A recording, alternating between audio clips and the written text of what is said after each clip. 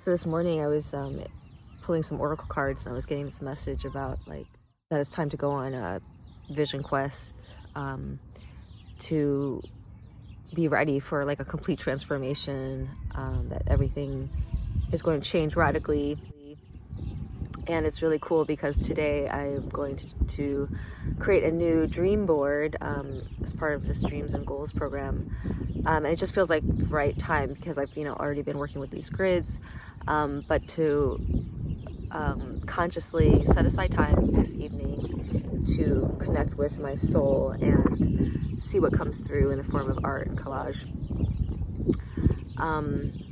What I've really been noticing is like how much I don't want constraints on my time. Like, I was working at my cafe with my brother, 5 days a week. I reduced it to 3, which feels much better. But like this week I've been coming in every day again because we have employees shifting, and just it's been really busy, which is good. But just noticing like how much more attuned to my own rhythm I can be, obviously, if I'm not on a schedule. And that was always the idea, that I would, not be needing to go to work like consistently as an employee, but that the business would be making enough money again that we can hire someone, and that I would be making enough money doing my spiritual work. Well, it's all spiritual, but work that feels more like what is a better use of my time than just, I don't want to say better use of my time. It's more enjoyable to me, let's say, than just like working the register. And really it's the managing the employees and all that is the most stressful part. I don't really want to manage anyone else or train anyone else.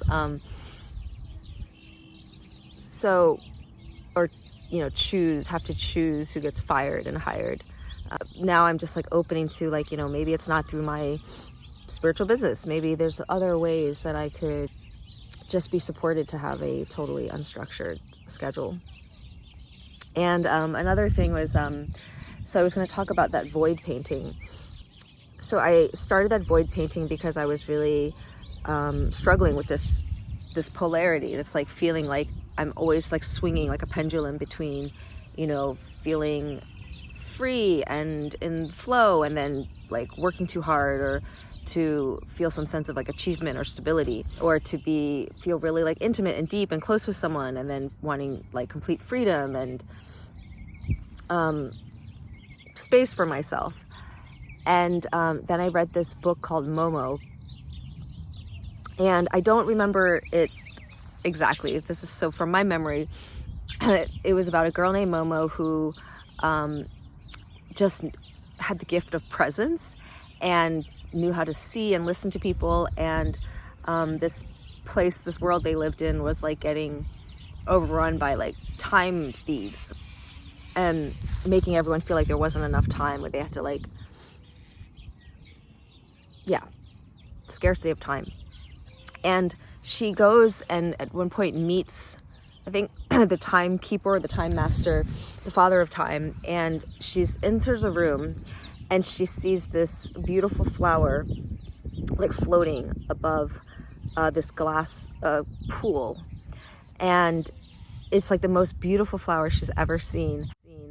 And she's marveling at it, and then suddenly the flower starts to like wilt and fade, and the petals drop one by one, and she feels this like deep sadness about this exquisite thing just dying. But then at that moment of death, a new flower starts to bloom that is like even more beautiful than the previous one. And that really stuck with me,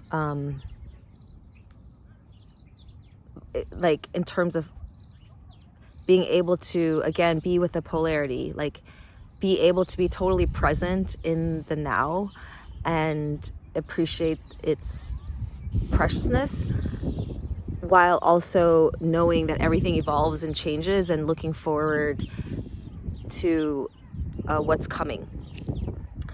And anyway, so I started with like the pendulum with that painting, and just like wrote on either side the things I felt I was struggling with.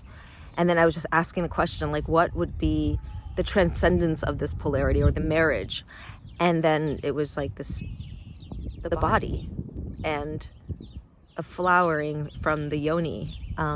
Like when I'm present in my body, then I can hold both.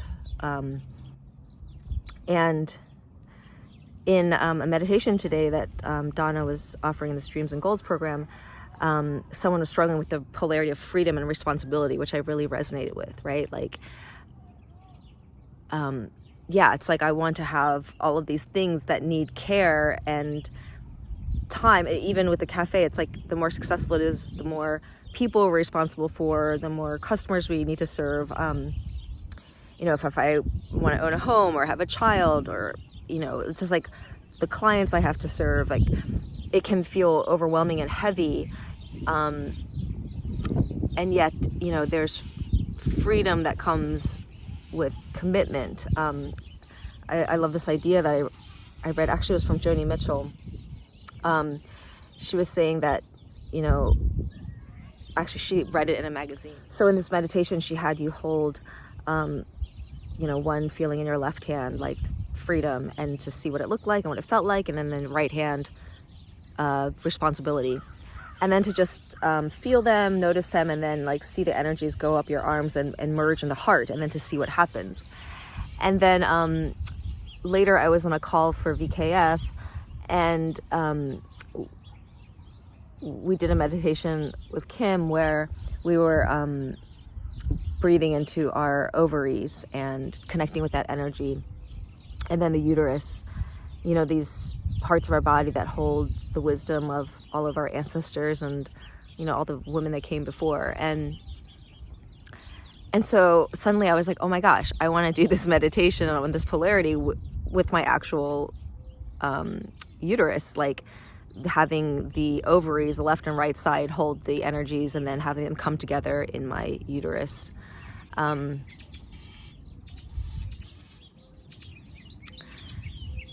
I don't know, yeah, this sounds so simple, but I realized like, oh, I actually didn't really know, like the vagina is the birth canal and the uterus is the actual womb. So the cervix is part of the uterus, and the vagina is what connects the uterus to the outer opening. I don't know, I guess I thought that the whole thing was called the vagina. So, basics.